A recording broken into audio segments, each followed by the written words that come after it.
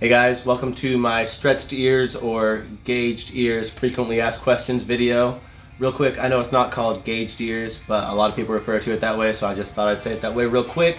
But yes, it is stretched ears, and then you have tunnels, plugs, yada yada, all that good stuff. If you haven't already, go ahead and subscribe down below, turn on that bell so you can see any future videos, and if you do like it, leave a like please. So it's been a little while since I've made a video. I just haven't really had anything to make a video of recently, and this has just been a thought in my head. So I had a day off, it's kind of crappy outside, and I didn't really have much else better to do, so I thought today would be a good day to make that video. Also, if I sound a little bit different than normal, I'm getting over a sickness. I've been like off and on sick for the past 2 weeks, but it's almost gone, I think, I hope, we'll see. But without any further talking, let's get into the questions. So, one of the questions I probably get asked the most is, did it hurt stretching your ears? And it's kind of a yes and no question. A lot of the earlier sizes, I didn't feel like anything. I do it like after a shower when my ears were kind of warm, put some Neosporin on the taper, which is the little spike, if you know what that is. One of these guys right here. I don't know how well you can see that. Yeah, I put Neosporin on that when my ears were hot right out of a shower. Push it through and let it do its thing and let it heal up. I took it pretty slow. A lot of my friends rushed it, so I think theirs probably hurt a little bit worse than me. I took it slow. I waited until they were completely healed each time that I went up.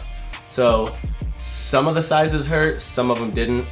I know going from 2 to 0 was probably the most painful size of all. And then I think after like ½ inch, I started taping.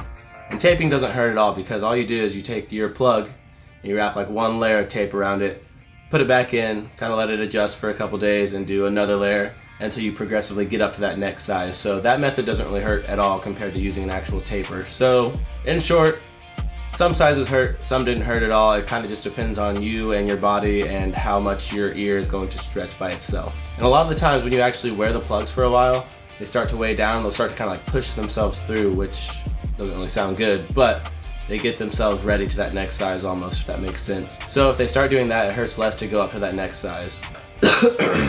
Excuse me, dying. Another question I get a lot of the time is, why did I stretch my ears? It's kind of not a really long story, but I have an older brother.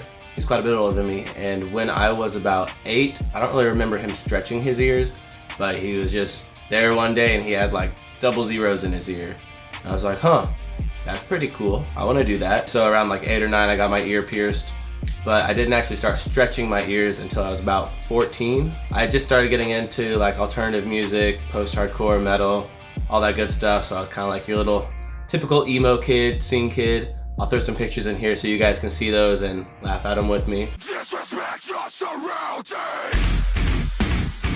Good times. Anyways, I started right around 14. I've always liked to be a little bit outside of the norm, but I also contradict myself in this statement because everyone in like the metal scene and skateboarding and all that, they all had stretched ears too, or were starting to do it. So I don't know if I did it to kind of feel like a part of that, but I've always liked to be a little bit outside of the norm as well. So that's why I started. I was initially gonna stop at a 2, I believe, like the size of a pencil. That's what I told my mom, because she didn't want me to do it at all. But we see where we're at now. That didn't really work. I'm at 7/8. Pretty well, it was just a little bit of an influence from my brother, and then the music I listened to, and the crowd I was around from that music scene, and then just kind of skateboarding. A lot of the people were also into that same thing. So all those kind of contributed into one big factor that made me, hey, I kind of want to do this. And another question I get a lot, I work in sales, so I get a lot of older people asking me this. I was like, what are you gonna do when you get old? And what if you want to take them out? And I take them out like every night to sleep almost. And they shrink back to like that size. They don't actually shrink, but they look like it. I always tell them like, well, I can either let them shrink up because I've taken care of them so they're not super droopy or anything whenever I take them out. So I'm sure they would heal up pretty nicely.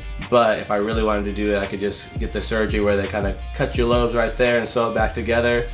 And that's what you would do if you didn't want to have stretched ears anymore. But I plan on having them for a long time. I've had them for, I don't even know. I've had them for a long time, so I don't see myself taking them out anytime soon. And also, like, whose ears look good when they get old?